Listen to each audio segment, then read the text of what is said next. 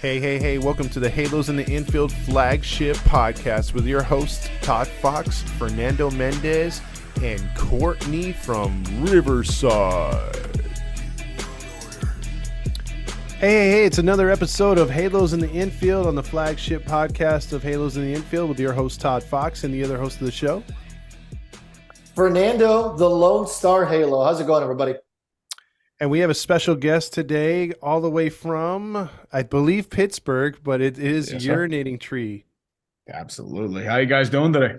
He's the famous YouTuber out there. If you haven't seen his breakdown, he is. Don't be modest. I ain't famous. I'm just a dude. Let's be real. Hey, I do have a bone to pick with you on your Coyote Ugly video, though. Okay. No. I mean, it's all justifiable, right? I mean, my team and the organization's garbage. The ownership's been garbage forever. But I just hate being called out on it. It's not my fault as a fan. I don't blame you. I don't blame you. I get it. Like, I understand. I mean, you've been getting that nonstop for, 10, 15 years? More? Correct. I became a fan in 2016, so. True. Well, his lifetime as a Coyote fan. But Urinating Tree, if you haven't gone to his YouTube page, please like and subscribe because he does some fantastic breakdowns on baseball teams, certain players, including our one, Artie Moreno, our owner, which he did a fantastic job on that video. If you haven't seen it and you're an Angel fan, you need to watch it, whether you're pro Artie or against Artie. It's a really, really good video. But with that being said, let's get the show started, my man. Absolutely. Yeah, let's. Real quick, let's start off by talking about the Pirates. So they started off the year rather hot. They were one of the best teams in baseball for a significant portion of the beginning of the season. So how surprised were you at the super hot start? I know we brought you on early, I think before the season started, and we were talking about Andrew McCutchen and his homecoming. Do you think that played any part at all in the success of the team, having that veteran presence? I think it did for a little bit, not just with Andrew McCutchen. You have Rich Hill on the mound, Dick Mountain. You have Carlos Santana in the infield as well. Ji-Man Choi. You didn't really have that last year. I think it did a little bit to play. I think what also did it, you had a really soft schedule to start the year. White Sox, the Red Sox were kind of The Astros are probably the toughest opponent you face. You also had Cincinnati, Washington, a really sluggish St. Louis team, and also a few other pieces as well in there. So that's why you started like 20-8, 20-9. Because once again, I was more cautiously optimistic towards that start because I know it's like, okay, this is a weak start. They're probably going to come down to earth and maybe taper off a bit. But unfortunately, the wheels have really come off since mid-June when they were surprisingly leading a division that no one wants to win. And then it's just... Yeah, because, I mean, like, we looked at the Brewers, and everyone assumed in the offseason the Brewers were going to run away with that division. Maybe the Cardinals are going to give them a little, push a little bit. But the Cardinals, like you said, got off to a horrific start. And then Cincinnati got off to a bad start, too, although they've been one of the hottest teams late. Yep. But, that division was right there for you guys to take in the first couple months, and the Pirates looked really good. And they were one of those, surprise teams that everyone was kind of cheering for, even though, if they're outside the division anyway. Yeah. Hitting has gotten really mortal. Like, it's very inconsistent. The team in general is like, you have white hot performances by Mitch Keller, Johan Oviedo, Ronci Contreras had a few decent starts, but unfortunately he's not had a great year. Rich Hill's been a veteran presence. You have a really strong bullpen in aspects as well. And then you have hitters like Jack Sawinski can tear the cover of the ball. Like Reynolds was doing all right until he got injured for a bit. Same as McCutchen. He's having the strongest season he's had since probably leaving Pittsburgh. And then you have a few other pieces that are coming here and there as well. But unfortunately, that's been very few and far between, especially since over the last month and a half, where it's just you've had like pieces or flashes of that brilliance. But unfortunately, it's you're kind of back to where you were the last couple of years, where it's just like, you're not good. I mean, we're already 13 games under 500. I'm surprised this Pirates won a game against the Angels in this series just because they've been that just out of sorts. I know Derek Shelton got an extension, I believe, in late May, early June. I think it was like a 1 year, but now he's back on the hot seat again because the team's just falling apart. Yeah. Who do you think is your best starting pitcher? Is it Mitch Keller? It's Keller. Yeah, unfortunately, his last few starts have been very iffy. Like he has not been up to the standard of Mitch Keller's, even on Sunday, where it's like, this is the second straight start where he's been iffy, not just against you, but against Cleveland, where they got smacked in the first two games against a team that hasn't been able to do anything on offense. So that's been the Pirates' MO. They've just been more or less giving momentum to the other team just because they haven't really gotten out of the schneid.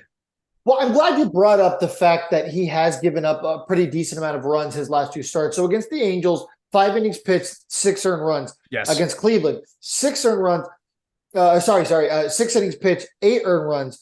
But against Arizona, 7 innings pitched, no earned runs. Mm-hmm. So why does the team allow him to stay in the games so long? Is he just to eat innings? That's simply all he's doing at this point? I would say probably because he's your best pitcher. You think you want to rely on the man on the rock, and I think that's why you kind of give him a longer leash than usual, because over this past year, he's more than earned that opportunity, especially to try and get out of jams that usually he wouldn't in his first couple of years, because the main thing is you're an all-star candidate this year. Well earned. Bednar was another all-star candidate. They were talking about Sawinski, Reynolds if he were healthy. So the main thing there is, I think that's why, like, these past two starts, I think it's more of an aberration. I think he'll be able to kick himself out of it. But at the same time, it is pretty disappointing. The inconsistencies, is it because of the coaching staff in your mind, or is it just the general experience of the young kids mixed in with the veterans, or are you guys having a problem with leadership? I don't think it's a leadership issue. I think there's enough there. But the main thing is probably just the youngness of the team. It's very raw. We had more than a few injuries. Like Brian Hayes has been out for a good bit. There's a hole at third base. You have Brian Reynolds was out for a hot minute. McCutcheon's been out. Vince Velasquez was doing very well, but unfortunately he's out for the year now. They've had a few other injuries in pitching staff. Ji-Man Choi's been out for a good bit. He's finally come back. So there's that. You also have a lot of the younger guys, like your top prospects that are starting to come up. Henry Davis has been called up, yet they're playing him in right field instead of catcher because they like Austin Hedges' defense, but he can't hit for shit. Unfortunately, that's been his issue. He's a quintessential backup catcher. Really great defensively. He hits like me at the plate. It's not good. I mean, well, that's insulting to him. I mean, I'm pretty bad, but as I said, it's like 150 is his average. Like he's not hitting much at all, unfortunately. And then there's, Jared Triolo, who has had his flashes in the minor leagues. He's kind of holding his own, kind of, not really, but he's still doing all right there. You have Liover Peguero, that's just been called up. Colin Priester, one of the prospects. He got shelled in his first start, unfortunately, but yeah, I think he might have been kind of rushed just because they're trying to get something going in that system. Andy Rodriguez, another top prospect, has also been called up. So you have a kind of a catching logjam, and I think Austin Hedges might be the guy to go there. And I think that's part of the reason why they've been inconsistent, because I think the team was playing over its head. But at the same time, it is a very young team, and a lot of the veterans are kind of at the tail end of their careers. Mainly, Rich Hill, Santana, they're closer to 40. Yeah, I mean, Kutch is like, he's doing all right. I think he'll be here for another couple of years. Like the rumor is like, these being rumored in trade deadlines. I think the plan is they want to keep him around at least for this season and maybe next.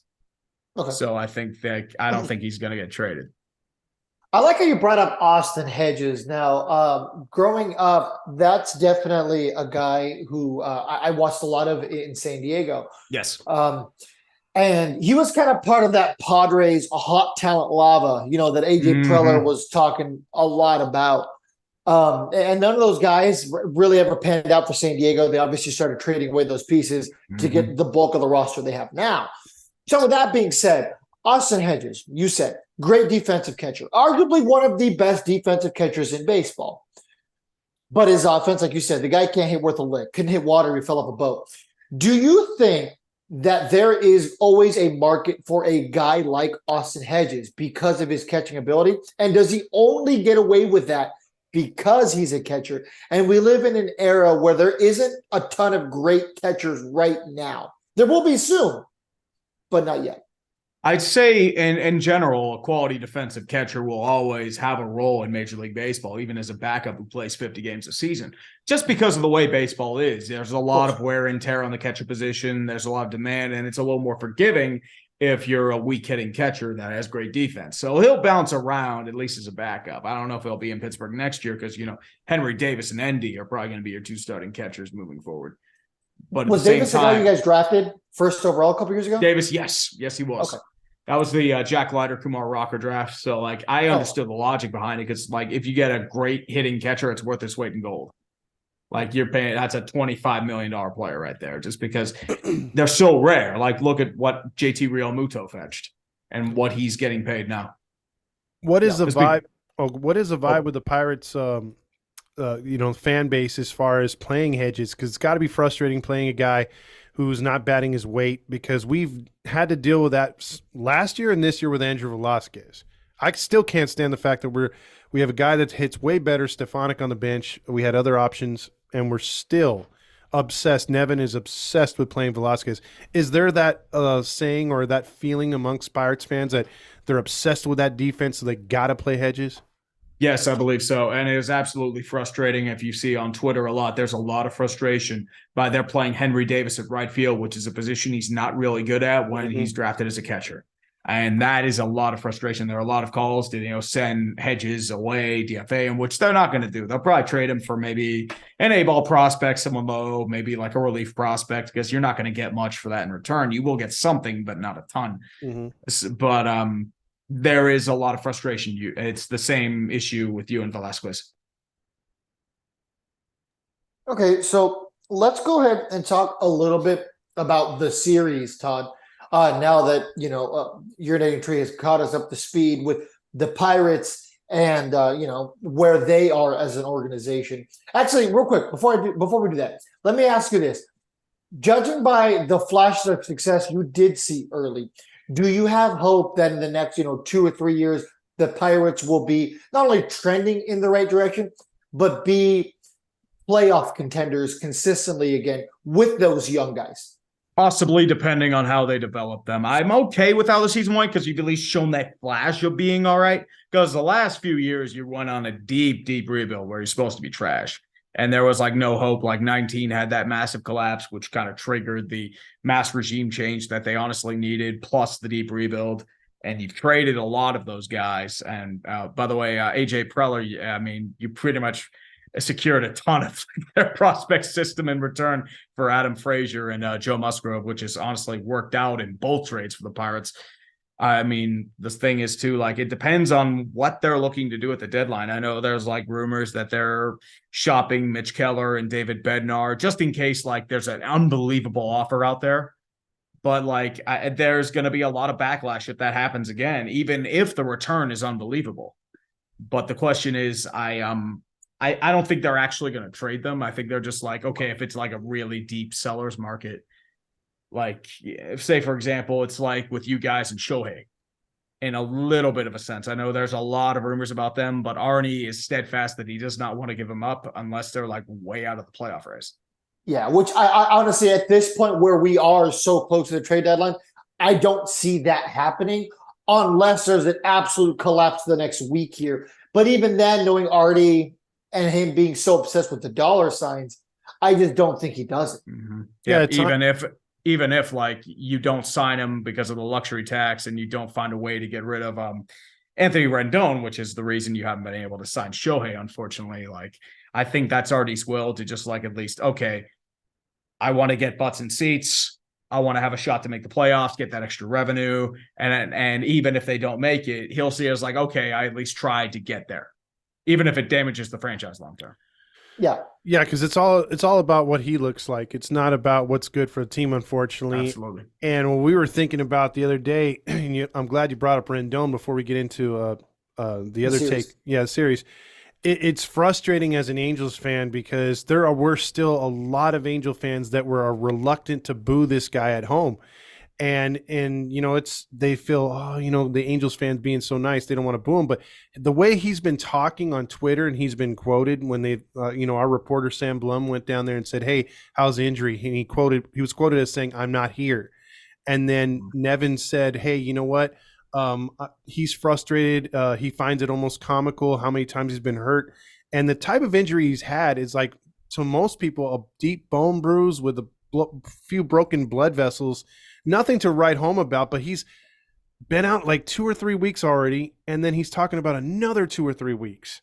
Yeah, I mean, this is like the third time he's been on IR this year, right? Yeah, more times on the IR than home runs. Yes, and that's absolutely alarming because that was one of the moves that Artie Moreno specifically pulled off. Correct.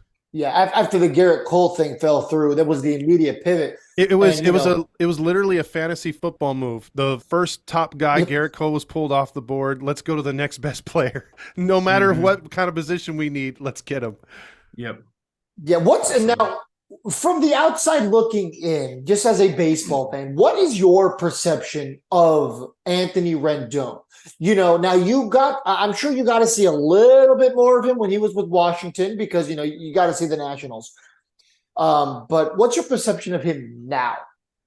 Great player when he's healthy. Unfortunately, he's no longer healthy. That was the big issue with him coming out of college, that he had injury issues. Like, he managed to stay healthy in Washington for a few years, had that incredible 2019, which helped him lead to a World Series. But the risk was always his injury proneness. And that was the main question mark with him going and signing that big contract. LA gave him the dollars, and unfortunately, he's been injured nearly every single year since 2021. And unfortunately, that trend hasn't been changing anytime soon. He now has negative value, which means you're going to have to give up top prospects or buy him out just to get rid of that contract.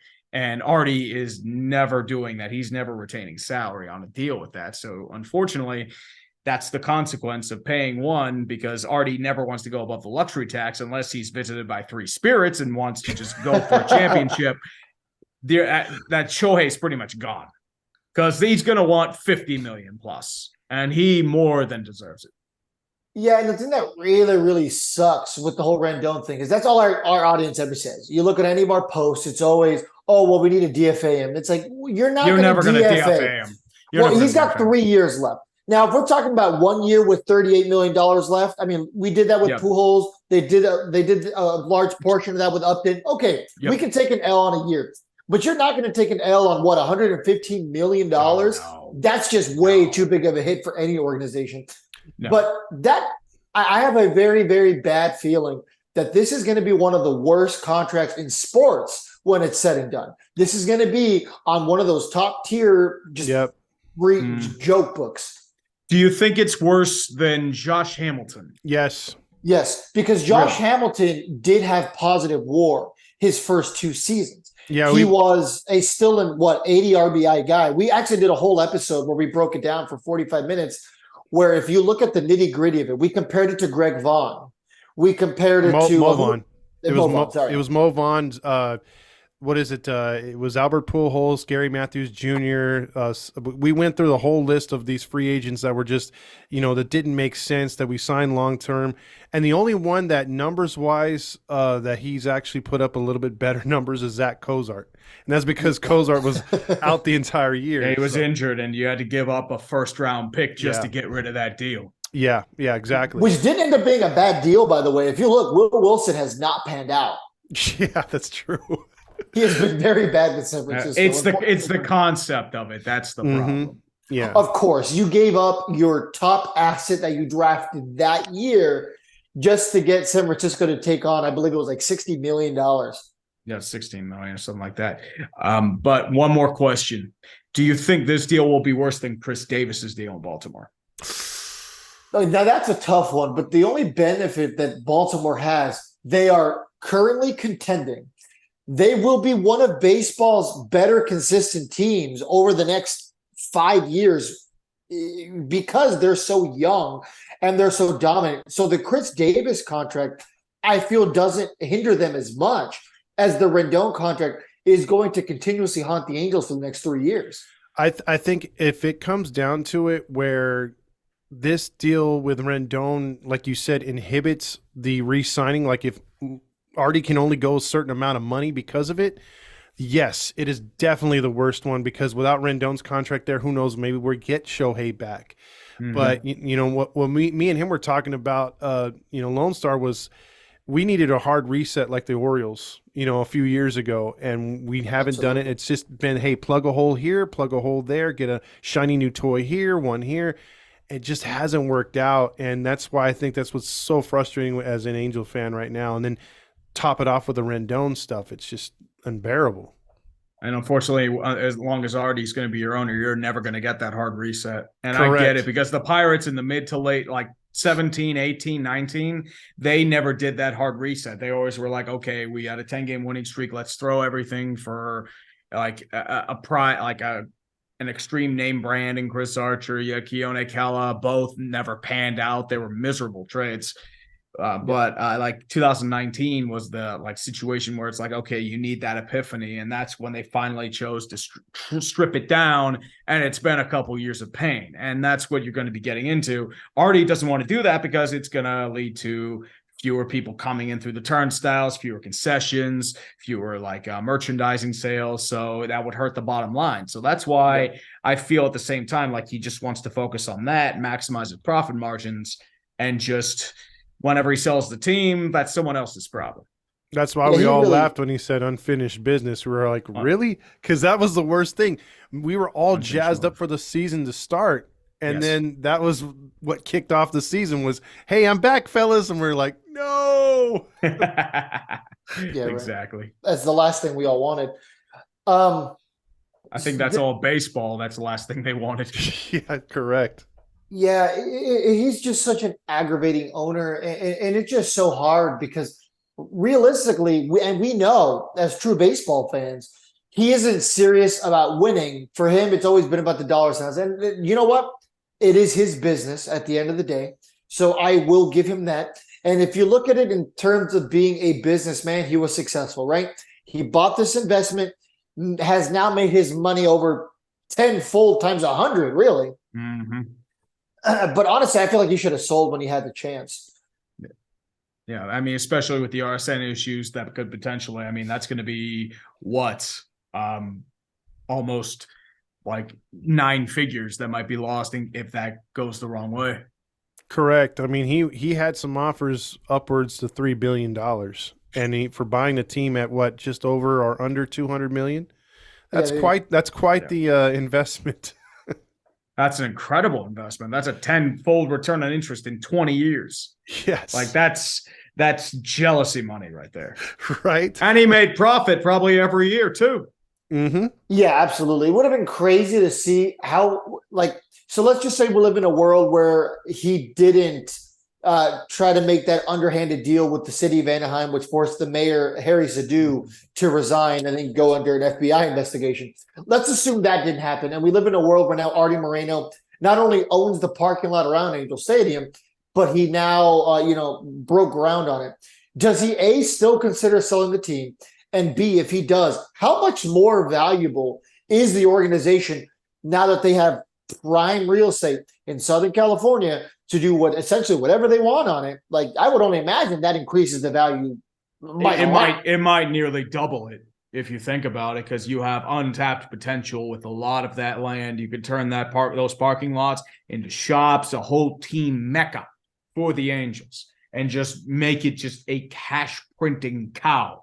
Mm-hmm. Not just for the baseball season, but you can have like a concert venue. You could probably, you could make a deal with the Anaheim Ducks, like if you want to add a hockey arena or something like that. So, and not to mention you have Disneyland that's a mile down the road. I mean, hey, Disney, you want some land here for a new shopping center? Get rid of your downtown Disney. Here we go. Mm-hmm, exactly. So if you're smart with your business and development plans, you can print money, especially in such prime land in Orange County. Correct. Because we saw the artist the drawings? Renditions of. Yeah, I mean, he had shops all around it. Everything was hired Disney type parking structures. So I mean, it looked amazing, and probably because the way they built up around the stadium. I don't know if you've been out to Anaheim lately, but as a kid, you used to be able to drive and see it for miles. Now you have to be just in the right spot to glimpse at it because it's surrounded by condos. And that's not even where he wants to build all that stuff.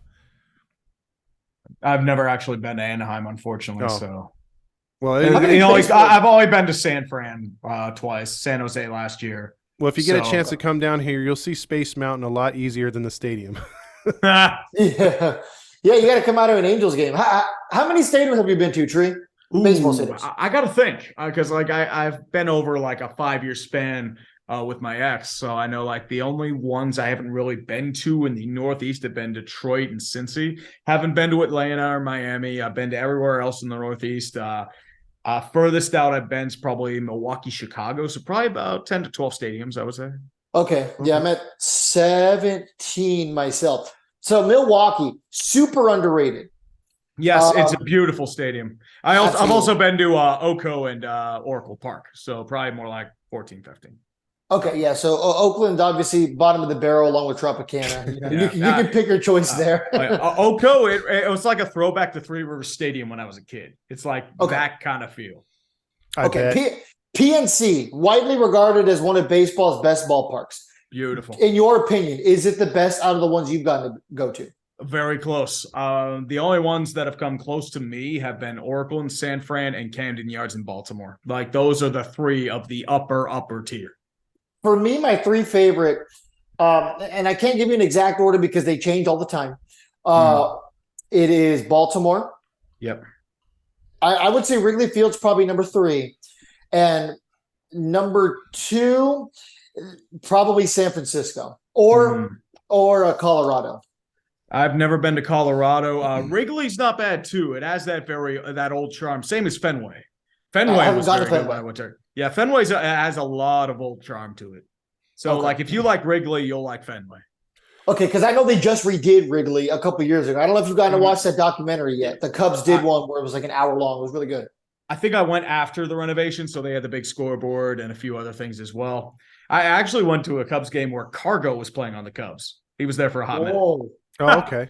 I think it was after a cut from Cleveland.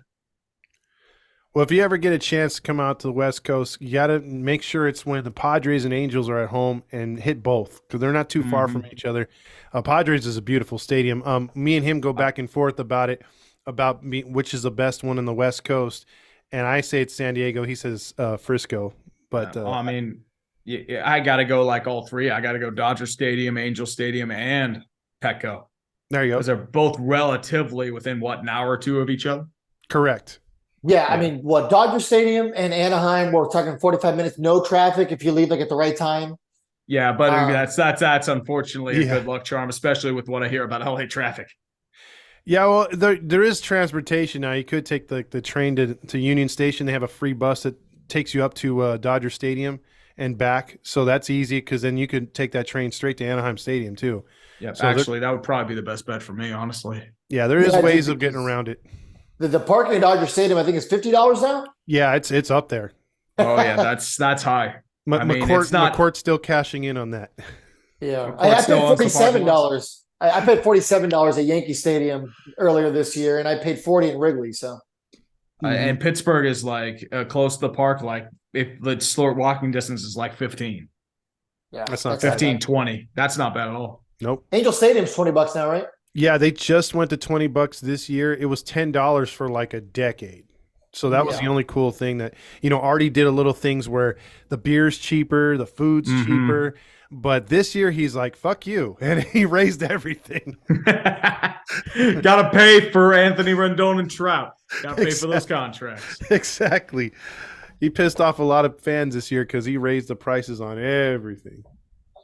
The last thing I want to say before we really dive into the series is you had mentioned, Urinating Tree had mentioned hitting the hard reset button for the Angels and how that's just not possible because of our ownership.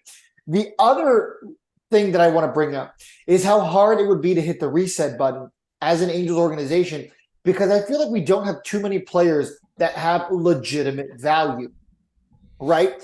Mike Trout's value right now is not what it was 3 to 4 years ago. The contract. It's tied in the contract. Plus, you have injury issues. You have the hamate bone issue, which unfortunately is going to rob him of power at least for the next couple months, just because that's where most of your power generation comes from, is hamate bone. Absolutely. And then Rendon, that's negative value. I mean, most of your guys that are going to have value are those with small contracts. For example, Hunter Renfroe. Not really Renfroe, like Zach Neto, like those guys, Reed Detmers, like Joe Adell, not really, like he hasn't really panned out. Like Mickey Moniak, if you wanted to trade high on him, you'd probably get good value for him. True. Yeah. Like Logan O'Hoppe, like it's going to be depressed because of the injury, just in case there. But I said, like, there have been like guys that have come and gone, like Taylor Ward's still kind of there, but kind of tapered off. Jared Walsh was doing really good, but unfortunately he had neuro issues. He hasn't been the same since. Brandon Marsh, he's done well since Anaheim, but it's just like the guys that haven't really just pieced around them too much. Correct. And I think right now with this crop of guys that have come up, even Trey Cabbage, the fans have really wrapped themselves around these guys, and the Pulse and the Angel fans are like, man, we can't lose these young kids. These young kids got to be the core. They got to be the foundation for the future. Mm-hmm. But then again, like you said, if you're really going to tear down the studs, I mean, maybe they have to be, mentioned, because you got Cuero coming through the minors too. Yep. But I think the Angels fans, for the first time that we've noticed, they're really embracing that youth movement. Like they want to see the kids take over the team, because they don't see that true leadership from your Trouts or your Otanis. I mean, they're just not built to be those clubhouse leaders. They're built to lead by example. They're not really, Yeah. they're not really Yeah. vocal. Yep. And that's why the Mike Moustakas trade has been so big. Mike Moustakas has been a key guy for a lot of these wins since that trade took place. And he's been very vocal and very out there. Plus, he's a champion. So that's the kind of guy who, at least in a baseball clubhouse, if he speaks, you listen. Yeah, He's been because there. he did something that I hadn't seen in a while. Like they threw at Renfroe after he hit a home run, and he got up on the dugout railing and was like, "You want to throw at someone? Throw at fucking me. Don't throw at him." And he was yelling in their dugout, and they didn't respond. They were just like, "All right," because Moose looks pretty intimidating, man. Oh yeah, I mean he's doing pretty well for you guys too since that trade. Correct. Yeah, absolutely. So that's a good segue now. So let's go ahead and talk about the series. So game one, the Angels did win 8-5, and that was the Shohei Ohtani day. Shohei Ohtani was looking to get right as he's been struggling a little bit on the bump. He went up against, how do I say, Oviedo? Johan Oviedo, yes. Okay, cool. I didn't completely butcher it then. So he was 3-11 now with a 4.77 ERA after this game, and Shohei Ohtani is now 8-5 with a 3.71 ERA. And this was Carlos Estevez's 22nd save of the season. For whatever reason, my box score is not loading up. Todd, do you have it? No, I didn't have it. I thought you were going to have it, but I just know the Pirates hit 4 home runs. The catcher, now right fielder for the Pirates, had 2 of them. And Ohtani looked very hittable that night, but the Angels did fire back with 4 of their own. So it was like a slugfest, and they tried to give the game away a little bit there, but the Angels held on with Estevez getting that save 8-5. That one, look, I love them in their old school uniforms that night. The Angels looked good, but I was kind of hoping the Pirates would go with their throwbacks too, but didn't happen. I love the throwbacks. Yeah, throwbacks to the Pirates are good. What did you think as far as, I know you didn't catch much of the series, but as far as the Pirates hitting, it was at least a little bit, not concerning, but at least it felt good that they were able to hit the long ball and, get some hits against Ohtani. Yeah, they did. I think Ohtani gave up back-to-back home runs for the first time, I believe, in a long time. Correct. Yeah, so I would say there, as I said, there's those consistency issues. You have those flashes of brilliance, like for example, the back-to-back home runs. Henry Davis had an outstanding game. Like he's been holding his own there. Mm-hmm. But otherwise, you have black holes. Tucupita Marcano had a really good start, but unfortunately hasn't been the same. Nick Gonzalez has been very hot and cold. Jerry Triolo has been very hot and cold, very empty average, unfortunately, but he's more of a replacement for Brian Hayes. Jack Sawinski can be really good once he gets the ball too, but I mean, it's the same song and dance. Like you have guys that hit well, but it hasn't been able to piece together consistently, and that's been the Pirates' MO. And once the bullpen starts to fall apart, like it did, say, after Oviedo kind of lost his gas, I mean, that's what ends up happening, unfortunately. And a guy like Santana over there at first base, he's been kind of like, he started out hot and he had a good season last year, but coming over to Pittsburgh, like he's supposed to fill that first base role for a while, and he's been really struggling. He reminds me a lot of Taylor Ward, like underperforming. He's hitting about 228. Ward's hitting like 240 now, but he was down there too. It's frustrating to see some of these veterans that you would think that would carry on, but if, like you said, inconsistent at bats. Oh, Carlos Santana has been on the decline for a couple of years, unfortunately. So this is probably his last stop. He's more here for the veteran presence and to lead the young guys in certain ways. He's had some big at bats, like for example, I went to a game against Milwaukee a few weeks ago, walk-off home run against Matt Bush, which is probably the last game Matt Bush will play, unfortunately. Like he's kind of cooked. Like first pitch he threw, bam, like just moonshot into the Allegheny. But at the same time, I think like Santana is more of a placeholder until, say, like a Ji-Man Choi comes back, or as he did, but like more or less until the prospects are able to fill their own, so they don't overexpose anybody. Correct. Yeah, since you brought up Ji-Man Choi, let's talk a little bit about our former Angel friend. Now, Ji-Man Choi obviously didn't get much of an opportunity here in Anaheim. I mean, his highlight was hitting that Freeway Series home run in like spring training that season. And then they DFA'd him, went over to Tampa Bay, and now he's with Pittsburgh. What's your opinion on the sample size you've gotten to see from Ji-Man Choi? Is he a piece that you see being around for a while for Pittsburgh, since he did have such a good career with the Rays? I don't know, because he's been injured for most of the year. He hasn't come back until the last couple of weeks. So he's more or less like waiting in progress. So we don't really know what we have. Like he might be a year. There was an issue with him like being injured, that so he couldn't play in the World Baseball Classic, and he hasn't really been able to get into form. He has had some solid power, but the average unfortunately hasn't been there yet. So once again, it'll have to be a few weeks before we can really gauge what he is this year.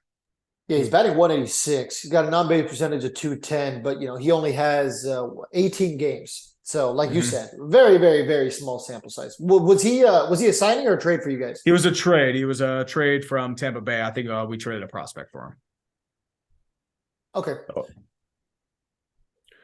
Now the game two, where the Pirates won 3-0. This kind of sums up our frustration too with our coaching staff, with the inability to hit with runners in scoring position. Last year we just couldn't even get guys on base. We were like one of the worst hitting teams out there. This year we're getting the hits, but when the guys are there and they need to adjust in the box, they don't do it. We have a really crappy hitting coach, in my opinion, Marcus Thames, who just tries to get the guys to hit the other way. They don't believe in bunts, don't believe in sacrifices. And this game was, for I don't know how many times I've seen it this year, but there was one of those karma moments where the Angels had the bases loaded in the bottom of the fourth with nobody out.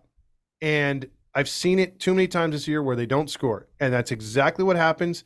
And the karma turns around. The baseball gods say, you blew your chance. We're going to give it to the other team. Because automatically, Detmers was dealing. And all of a sudden, Pittsburgh scratches across 2 runs right away. And, I mean, that's what we've done against spot starters. You guys were throwing a bullpen game against us. Reed Detmers has been pitching pretty good. He's had a couple bumps, but he gets no run support. So all that came together, and it just epitomized a long-suffering Angel loss tonight, that night, because sellout crowd, Saturday night, fireworks, Pirates in town, but 3-0. I mean, the offense just they're so thin-skinned, they couldn't get past that. We can't score. The Pirates put a deuce on us, and they went quiet till the 9th inning. Yeah, that's the kind of game that, I mean, the Pirates had for a while, like the same situation. Like they can't get runners on, they can't score runs. Whenever they get a chance, they squander it. So that's kind of the mirror image of what the Pirates season has been, especially since May, June. Like they had a long slump for a bit there as well. Reed Barucki, like he's more or less just a minor league call-up. Like he's more just there to fill as a body until few pieces come back. Plus, with the Vince Velasquez injury, I think some of that as well. Osvaldo Bido, like he's done okay, but he doesn't strike me as a guy that's going to be a long-term piece. Like he's more or less just did all right in the minor leagues, see what we got, maybe long relief prospect, fifth starter at best. So there is a little that there, but I mean, the Pirates really didn't hit that well either. I know there were some like bits and pieces here and there. They did enough. Andy Rodriguez had his first home run, but yes, otherwise, like that's a game the Angels should win, especially with Reed Detmers, like, one of your better pitchers against an opener. Yeah, like, that should be the one the Angels win 90 times out of 100. But that's the frustration that me and Fernando know about. Like you probably know with the Pirates, and that's why it's good talking with you because it's mirroring. Both our teams are mirroring each other in a way because we have these games where it's like, oh, that looks like a win. We're facing a spot starter. We'll have Sandoval, Detmers, or even Otani, and we're like, we got a good chance of winning that game. And all of a sudden, it's like we're sixth inning and we're down a run, or something like that. We haven't scored. So yeah, this one was very, very frustrating, especially too. We get the bases loaded in the ninth again, and it looks like we're going to get something off your your pretty good closer, and then boom, we just hit into a double play to end the game. Mm-hmm. And a bad base running double play, right? Wasn't it? Was it Taylor Ward who was a dead duck out there? Correct. Yeah, yeah. I was watching the Barbie movie Saturday night. So, by the way, a lot better than I thought. I've heard that. I mean, like I have to watch it as a punishment for clickbait sports. I have to dress up as Oppenheimer, which, I mean, considering it's Barbie, I'm probably going to end up on a sex offender registry by the end of the movie. So, go to a late night showing. That's the best recommendation. Yeah, late night, probably Friday night. I'll probably go. Yeah, make sure there's probably zero kids there. Oh yeah. Oh no. If I dress up like that in front of kids, it's like there are going to be a lot of weird looks given my way. Yeah, and I'll be like, I'm sorry, I lost the bet. I don't think there's gonna be. It's definitely not much of a kids movie, so it's one of those movies that would go over most kids' heads. So, I think they more or less like tried to appeal to the millennial crowd, the Gen X crowd. People who grew up with it, and they did. So, the other thing I want to talk about in this game that was big: Shohei Ohtani with the hat trick. Yeah. Can't happen. Can't happen from the guy who's supposed to be, dare I say, your best hitter. I mean, I say that, but Mickey Moniak's, it's kind of hard to argue against him right now. That's what I'm saying, dude. Mickey Moniak kind of came out of nowhere. And if you're, I don't know, I almost said Pittsburgh. If you're Philadelphia, you have to be kicking yourself with that trade. Not really. I mean, Brandon Marsh has done very well for Philadelphia. So. No, but that was the Noah Syndergaard trade. Oh, right. Brandon Marsh was for Logan O'Hoppe. Now, essentially, it was kind of it all happened on the same day. Yeah. So, I mean, it all blends together. But that was directly Noah Syndergaard for Mickey Moniak. Yeah, but Moniak never played well for Philadelphia. That's the problem. Yeah, it'd be very similar to Joe Adell getting traded, and all of a sudden, he's a 300 hitter for, whatever, Tampa Bay, Oakland, you name it. Yeah, the only concern I have with Moniak is the strikeout to walk ratio is alarmingly bad. So, if in case the hitting goes, there's not much value otherwise. True. Yeah, that's fair. Now, the positive is that he is 25, so he's still very well not into his prime just yet. And he has control. Exactly. He's a cheap, controllable piece. And he's the kind of guy who you might be willing to give the keys to the kingdom.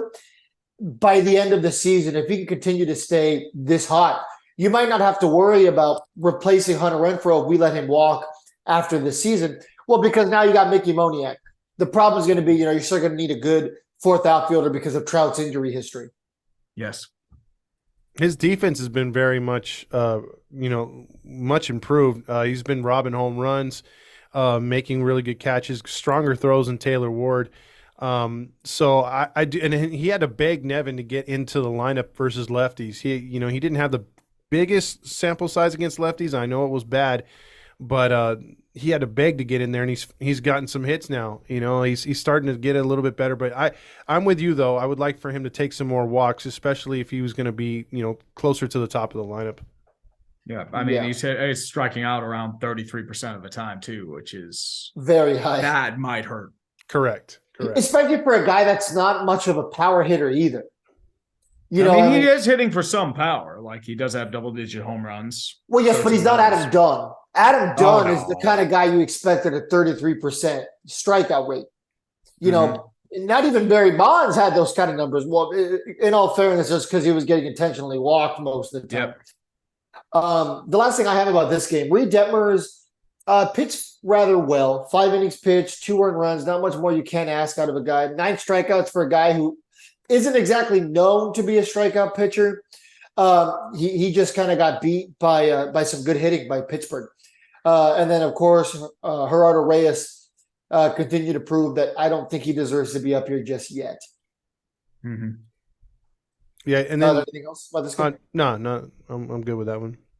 Okay, cool. So now let's wrap up with Sunday's game. The Angels did take this game 7-5 against the Pirates. I was able to watch the bulk of this game. Tyler Anderson did not have a bad outing by any stretch of the imagination, or at least for his standards, right? 6 innings pitched, 4 earned runs. We'll take that out of Tyler Anderson. 5 strikeouts, did give up 1 home run. His season ERA is now down to 5.23. Todd, what did you like out of Anderson this year? Or this start, sorry. The fact that he got off to a rocky start, he could have. I mean, the Pirates could have gotten 3 in that first inning. After getting the first run, they had second and third. He battled out of it to keep it 1-0, and that was big because then Ohtani tied it right away. And then he just settled down, which we haven't seen much of Anderson do. You know, usually when he has a bad start, like the start before, he continues to just throw too many pitches, can't get the strikeout. Everyone's having at least 7 to 8 pitches seen, and his pitch count goes through the roof. So it was good to see him like kind of relax and get into form. And then because this was a game that we circled, I thought they were going to lose. I thought, okay, we'd win the first 2 and then drop it to Keller because Keller is their best pitcher, and then we got Anderson going. And but Anderson he outpitched Keller there, which was shocking. Yeah, I mean, that's disappointing from a Pirates perspective because this is the second straight start that Keller's kind of pooed the bed. Even though, like Tyler Anderson they do have some scouting against him because he played for the Pirates last year. He was actually really good for the Pirates last year. So you were able to trade him to LA, the Dodgers, and add them for their playoff push. So, I mean, if you guys want to trade Tyler Anderson back to us, we can work that magic back there, hopefully. Yeah. But for the most part, it's as I said, I expected to lose Saturday and then win Sunday, so it's kind of a wash per se. Correct. But at the same time, it's like the issues of Pirates maximizing their ability and having those flashes of brilliance, but not able to truly capitalize on them. And that's been their issue, especially the past 2 months. What is your opinion on Tyler Anderson now where he currently sits as an Angel? He has a WAR of 0.2. He's got 5 wins, 2 losses, ERA 5.23. He is making $13.3 million here. Yeah, that's unfortunately the issue. Like if he were a $2-3 million pitcher, that's fine.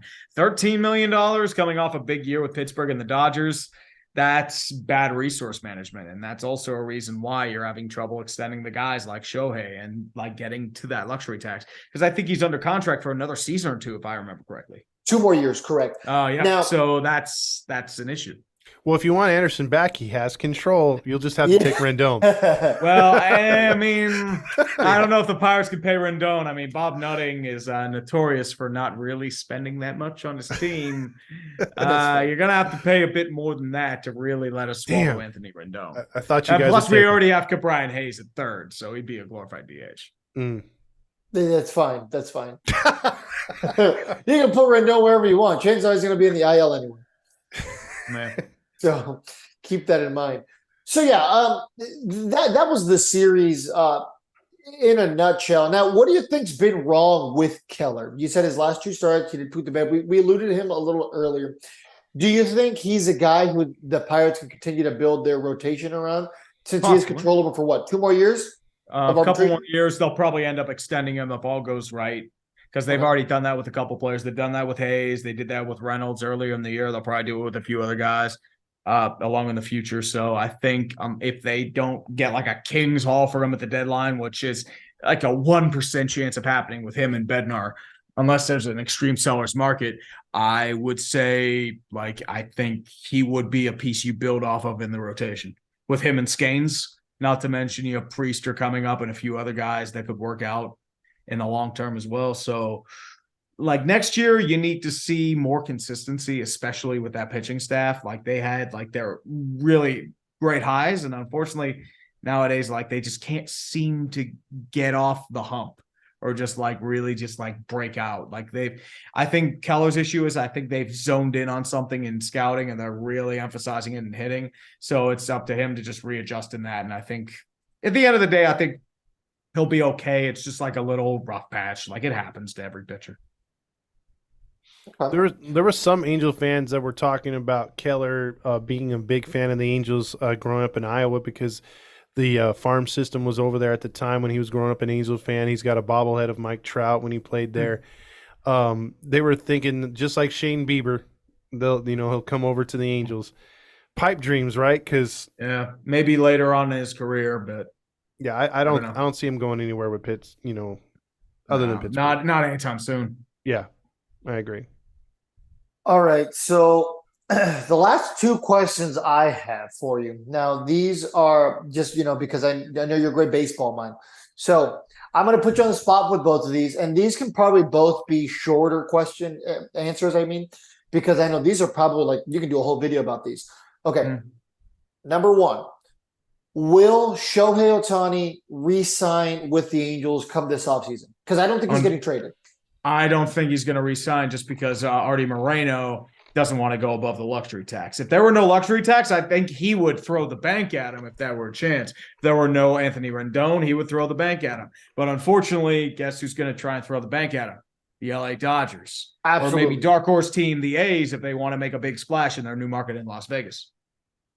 That's definitely a hot take. I'd never heard anybody say that. I doubt it because they're not moving next year. Yeah. But I think if they need to get butts in seats, guess who's going to put butts in seats? Shohei Ohtani. Correct. Yeah, that's fair. Okay. And the last one I have for you. Will the Angels be buyers or sellers at the trade deadline this year? I think they'll be buyers because they want to maximize Shohei Ohtani's value in the team. And if they're not selling Shohei, there's no reason to sell. I mean, they might as well just bolster and just go for one last ride. I mean, I don't think you're going to do it. I don't think they have the overall consistency to really do it, but you need to do something, especially since once you lose Shohei, and unfortunately, it's probably only going to be for a compensatory draft pick because once again, we mentioned Artie Moreno's allergy to the luxury tax. I mean, it's going to set the franchise back years. Yeah, absolutely. Now, if Artie Moreno was serious about winning and wanting to win, like he always says, you trade Shohei Ohtani. Because you will get a haul and a half for that guy. You're going to get a haul and a half for him because there is no justification to say no. You can't be like, well, he's not worth that. Are you sure this guy's the best athlete probably in the world currently? Yeah, if you trade him to say Baltimore, you're already starting with DL Hall, Heston Kjerstad, and maybe another top prospect or two just for a rental of Shohei Ohtani. Exactly. Yeah. And like I said, you can't say no to really any kind of offer because what we've seen out of him is unprecedented either way. So there is no justification. It's going to be the same thing this offseason. He can ask for whatever amount of money he wants. And I mean, can you say no? You can't justify saying no because he is the one. He is the guy. He is the most talented athlete we've probably ever seen in our lives. He hits, 480-foot home runs. He throws 100 miles an hour. It's just an absolute freak of nature. There's not a lot of humans that can do that. No. A lot of people tried, but correct. Exactly. Last question I have, it's not Angels related. It's actually Mets. Because of what's gone on with their season, Steve Cohen and throwing all the money and them getting all them free agents, it's just not working out. It's a two-parter. Do they move Scherzer and Verlander? And number two, are they going to do part two of this next year in the offseason and just try to bring everybody in again? I have a few issues there. One, I think they're not going to be able to move them because Scherzer and Verlander have no movement clauses. And also they are owed $14 million for the rest of the year. Not to mention their contracts next year. Nobody's going to take them on. They have negative value because their ERA is around 4. I mean, if you're getting prime Verlander and Scherzer, maybe you might get something, but you're not going to get value because the money that you're paying them has depressed their value. So that will be an issue. And then number two, I think it would happen again because Steve Cohen loves just pushing money around. I mean, if he goes after Shohei Ohtani, that means money is no object to that man. Wow. Yeah, I wasn't thinking Mets and Ohtani, but man. I don't think so either. But I mean, with Steve Cohen, I am not ruling it out of the question. Yeah, because I don't think he understands the luxury tax or cares. So no, they call it the Cohen tax. I said before, that is a source of pride to that man. Wow. Okay, interesting. Appreciate the insight. I mean, with Shohei, you could do anything, but it's just Daddy Steve. It's just He wants to see the Mets win. He will do everything it takes to see them win, which is why he threw all this money in the offseason. That's why he nearly signed Carlos Correa, which would have been a disaster you realize it now because he has not performed up to standard in Minnesota this year. Correct, because he had 3 different press conferences. Yeah. I don't think he ever had official press conferences, but he was signed unofficially by 3 teams. Yeah, it's crazy. Because maybe that injury to his foot is more serious than feared. Yeah. I mean, whatever it is, they've kept it on the down low other than pinpointing kind of where it's at. Because, I mean, I can't explain his drop off. And then the fact that the other teams would just be like, nope. I mean, this is too risky. Too risky. Mm-hmm. But, wow, I appreciate all the time. What's your next project you're working on?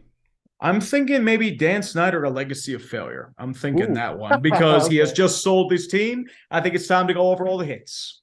I think so. I mean, because that is man, hell to the Redskins and all the glory they had up until Snyder came. That could, he's the Artie Moreno before the Artie Moreno. Not even Artie Moreno. Artie Moreno couldn't hold a finger to the damage Dan Snyder has done to that organization. He took one of the proudest franchises in football and turned it into a living shell of itself within 25 years. That dude should have been banned from the league 20 years ago. I can't wait to see that one. I'm a huge football fan. And by the way, too, are you going to leave any kind of like your suggestions or maybe your feelings towards what they're going to name the team next? Because I heard the Commanders isn't going to stick. Because they don't have the trademark for it. Yeah. That's the problem. And they messed it up. It was such a bland name. What I would find hilarious, they're never going to do it, if they just name them the Redskins again to piss off Dan Snyder and just give him a big fat middle finger. And I know there's going to be a lot of issues it's like the name is has issues, but it's you know what? Screw Dan Snyder. That's all I'm going to say. It's not even just you don't even have to do the old logo. Just do a big middle finger and just have it towards Dan Snyder. That's all you have to do. There you go. That's awesome. I can't wait for it, my man. Yeah. So, go ahead and plug the socials. Where can everyone find you? Where can they subscribe? Give them all the fun stuff. Absolutely. I'm available on YouTube under Urinating Tree, Urinating Tree on Twitter or X or wherever it's called now, Urinating_tree on Instagram. And you'll probably find me on there. I do not have a Threads account and I don't really have interest in joining other social media, which is all the rage these days, apparently. You got to get on Threads. You got to help out. I thought Threads has just plummeted over the past couple of weeks. It had that big push. And now it's there's nothing there. It's basically just the comment section on Instagram. That's the best way to describe it. You ask me. Sounds about right. Mm-hmm. Well, that's going to do it out of us, right? That should do it. Well, you can catch us on the flagship anytime you want to check out Angels baseball. Like I said, Urinating Trees over there on YouTube. We're on YouTube under Halos in the Infield, obviously. And we're going to be talking more about the Detroit series in Toronto as we approach the trade deadline, the all-important trade deadline. Where's Ohtani going to be? Is he going to be with us or is he going to be somewhere else? And are we going to get a return or not? Because either way, I'm thinking at this point, the media is like, you're an idiot if you trade him, you're an idiot if you keep him, and you're an idiot if you let him walk. So we're not going to see who won that one until it's all said and done years from now. So with that being said, everyone have a good rest of your evening, afternoon, or morning, and go Halos. Bye, everybody.